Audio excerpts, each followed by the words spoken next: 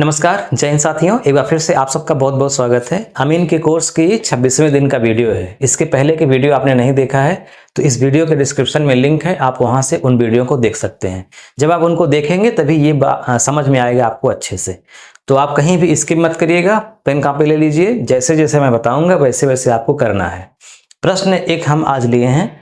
प्रश्न ये है कि हमारे पास एक त्रिभुजाकार खेत है जिसकी तीनों भुजाएं अलग अलग हैं, यानी विषम बाहु त्रिभुज है। विषम बाहु का मतलब कि तीनों भुजाएं अलग अलग नाप की हैं।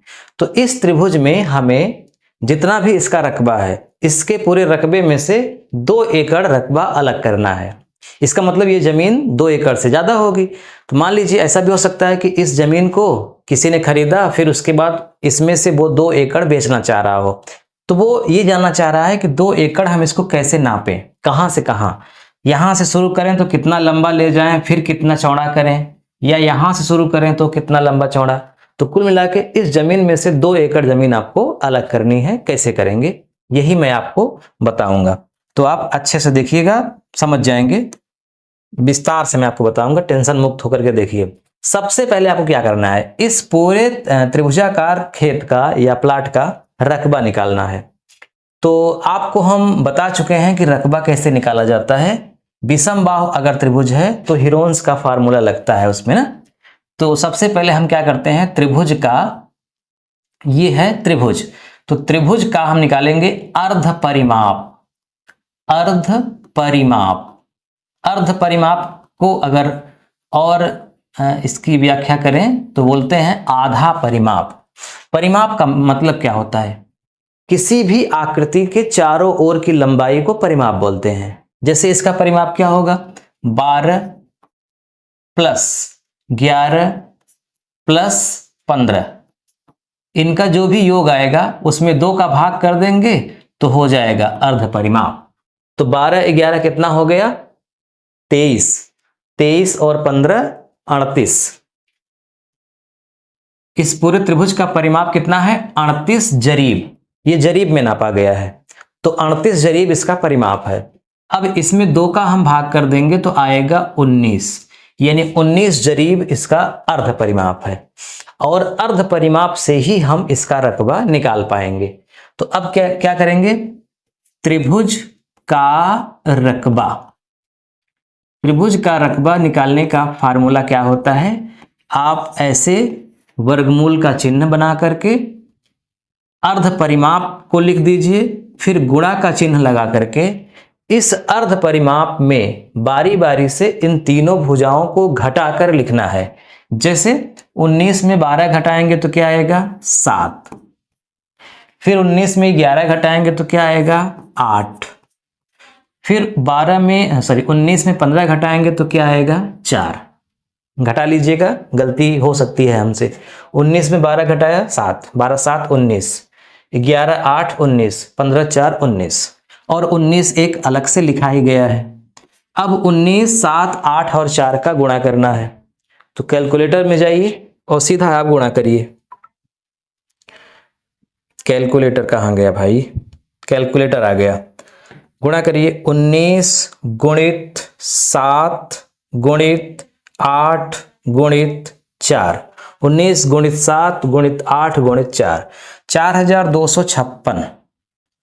4256, लेकिन ये 4256 क्षेत्रफल नहीं है, इसका वर्गमूल निकालना है। तो जो ये वर्गमूल आएगा वो क्षेत्रफल होगा।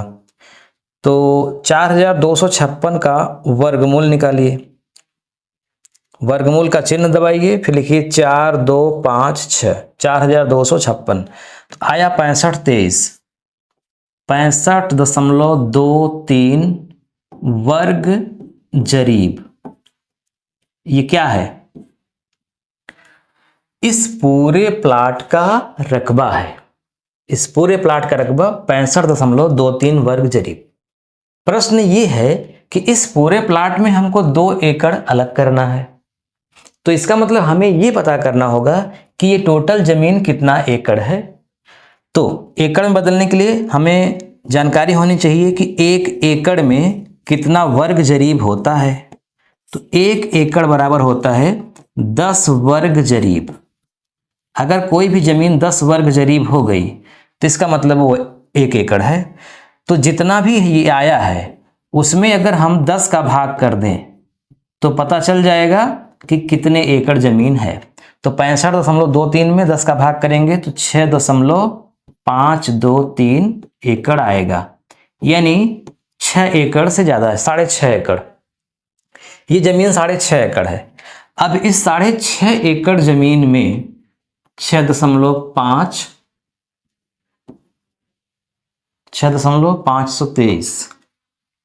523 में हमें 2 एकड़ जमीन को अलग करना है। तो घटा दीजिए 2 एकड़, तो कितना आएगा? हो सॉरी, 6 में 2 गया 4। तो शेष जमीन हमारी बचेगी कितने एकड़? 4 एकड़, 4.5 एकड़। बेचनी कितनी है, अलग कितनी करनी है? 2 एकड़। अब समझिए 2 एकड़ में हमें अब निकालना है कितना वर्ग जरीब होगा। तो वर्ग जरीब के लिए क्या करेंगे? 2 एकड़ में 10 का गुणा कर देंगे। क्यों करेंगे? क्योंकि अभी हम बताए कि 1 एकड़ में 10 वर्ग जरीब होता है। तो 2 एकड़ में 10 का गुणा करिए तो 20 वर्ग जरीब होगा। 20 वर्ग जरीब, यानी 20 वर्ग जरीब जमीन अलग करनी है। कैसे अलग होगी? अब बहुत इंपॉर्टेंट बात, फिर से बैक करते हैं। हम इसको 3 तरह से अलग कर सकते हैं। एक तो अलगाव ऐसे कर सकते हैं लाइन खींच के, या फिर ऐसे कर सकते हैं, या फिर ऐसे कर सकते हैं, हमारी मर्जी, चाहे जैसे। तो चलिए हम इसको अलग करते हैं ऐसे, यानी मान लेते हैं कि यहां से कहीं से एक लाइन खींचेंगे, ये अलग हो जाएगी 2 एकड़। ये जमीन जो बचेगी वो बचेगी 4.5 एकड़। तो प्रश्न ये उठता है कि यहां से कितनी दूरी पर हम एक ठो अलग बना देते हैं। प्रश्न ये उठता है कि ये जो 12 है,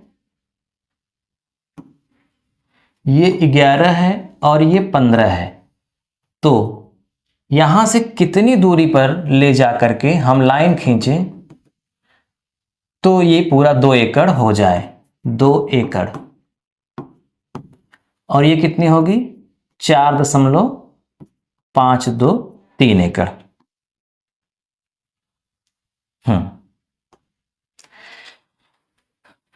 अब बहुत महत्वपूर्ण बात यहीं से आपको समझना है, यही मेन है। अभी तक तो जो बता रहे थे वो तो आप कर ही लेंगे। सबसे पहले हमें क्या करना होगा, ये जो त्रिभुज है, पूरा त्रिभुज, इसका हमें लंब पता करना होगा कि लंब कितना है, यानी यहां से यहां तक की दूरी कितनी है। लंब का मतलब होता है कि अगर हम यहां से लाइन खींचें तो जहां भी मिले उसके दोनों ओर 90 डिग्री का कोण बने। जैसे एक मैं आपको एग्जाम्पल के तौर पे समझाता हूं। मान लीजिए ये हमारा एक त्रिभुज है, तो अगर इस भुजा पर हम एक लंब डालेंगे यहां से, तो ये लंब आएगा यहां। दूसरा देखिए, इसका लंब अगर हम एकदम सोचते हैं कि ये 15 मीटर है या 15 जरीब है, तो 7.5 नाप के लाइन खींच दें, आधा आधा कर दें, तो दोनों तरफ 90 डिग्री का कोण नहीं बनेगा, तब उसे हम लंब नहीं कहेंगे। यानी अगर यहां से लाइन खींचें बीचों बीच इसके, तो इधर 90 डिग्री से ज्यादा हो गया, इधर 90 डिग्री से कम हो गया, तो ये लंब नहीं कहलाएगी। लंब क्यों कहलाएगी? जिस रेखा पर जाए वहां दोनों ओर 90 डिग्री का कोण बनाए। तो जो रेखा लंब है वो जिस पर मिलती है उसे बोलते हैं आधार। क्या बोलेंगे उसे? आधार। तो 3 भुजाएं हैं, 3 में किसी को भी हम आधार बना सकते हैं। अगर इसको आधार मान लिए, तो ये लंब होगी।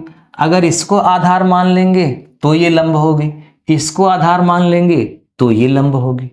ठीक, तो हमें इसको आधार मान करके इसका पहले निकालना है लंब।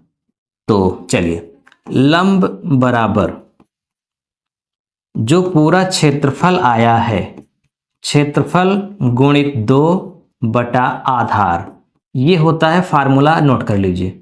जब भी आपको लंब निकालना होगा त्रिभुज का, आपको पूरे त्रिभुज का क्षेत्रफल में 2 का गुणा करके जिस रेखा पर लंब डाली जा रही है उस रेखा को आधार बोलते हैं, उसी को यहां लिखना है। तो क्षेत्रफल कितना है? 65.23 ये क्षेत्रफल था। तो गुणा करने पे आया, फिर से करते हैं, 65.23 गुणित 2 तो 130.46। अब 130.46 में हमें 15 का भाग करना है, तो 8.69 आ रहा है, 8.69, यानी इसकी लंबाई है 8.69 जरीब।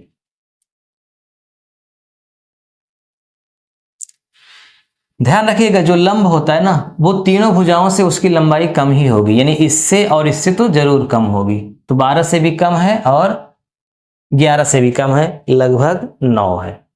अब प्रश्न ये उठता है कि हम कैसे इसको नापेंगे, यानी कितनी दूरी पर इस लंब को नाप करके एक लाइन खींच दें ताकि ये 2 एकड़ हो जाए। तो इसके लिए क्या करना होगा, एक फिर से बनाते हैं। चलिए, एक फिर से हमने बनाया, यहां लिखा 12, यहां लिखा 9, यहां लिखा 15, ये लाइन खींच दी। इस लंब में जिसकी लंबाई पूरी है 8 से ज्यादा, उसमें कितना इसकी लंबाई आएगी ये हमें निकालना है। इसके लिए क्या करना होगा, वेरी सिंपल तरीका, एक आप फिर से स्क्वायर रूट का चिन्ह बनाइए। इस वाले भाग का क्षेत्रफल लिखिए, कितना है इस वाले भाग का क्षेत्रफल? 20 वर्ग जरीब, 2 एकड़ है ना, 2 एकड़ मतलब 20 वर्ग जरीब। पूरे का कितना है? 65.23 वर्ग जरीब।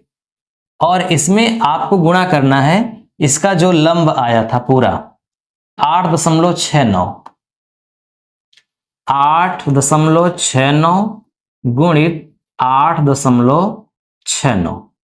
नोट करते जाइएगा, नहीं समझ में आएगा एक बार फिर से रिपीट कर लीजिएगा। हमें यहां से यहां तक की लंबाई निकालनी है, तो इस भाग का क्षेत्रफल लिखना है ऊपर और पूरे भाग का क्षेत्रफल लिखना है नीचे, और गुणा कर देना है इस लंब का 2 बार।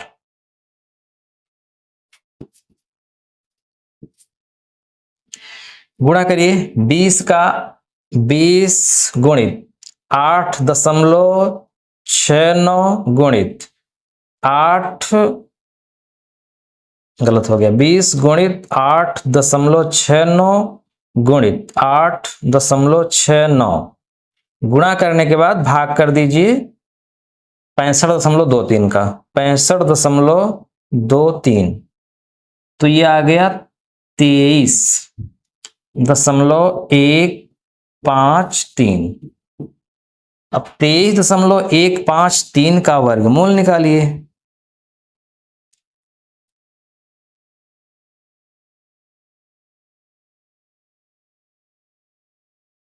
चार दशमलव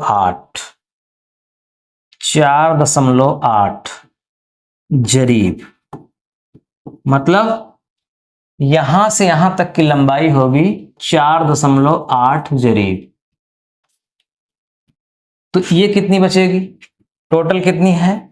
8.69, निकाल दीजिए 4.8, क्या आएगा? 9, 16 में से 8 गया 8, 7 में 4 गया 3, तो ये बचेगी 3.89 जरीब। और न इसको नापना है, न ही इसको नापना है, न ही इसको नापना है, जो आपने लंब खींचा है केवल उसी को नापना है, 4.8। और एकदम ये दोनों और 90 डिग्री का कोण बनना चाहिए, ये चाहे जहां चली जाए, इससे मतलब नहीं है। आप बाद में इसको नाप सकते हैं, इसको नाप लीजिए, फिर बाद में इसको नाप लीजिए, इसको नाप लीजिए, और तीनों को हीरोन्स के फार्मूला से आप निकालेंगे तो 20 वर्ग जरीब आएगा। लंब का मतलब होता है समानांतर भुजा इसके, और इसकी जो समानांतर भुजा होगी यहां से यहां तक की दूरी और यहां से यहां तक की दूरी बराबर होगी। ठीक है, चलिए, आज कुछ ज्यादा हो रहा है, कठिन लग रहा है आपको, कल मैं इसी टॉपिक पर एक थोड़ा सा और सिंपल लेकर के आपको समझा दूंगा, अच्छे समझ में आ जाएगा। जो टॉपिक थोड़ा सा कठिन होता है जल्दी समझ में कम आता है, लेकिन अगर एक बार में समझ में आ गया तो जल्दी भूलता भी नहीं।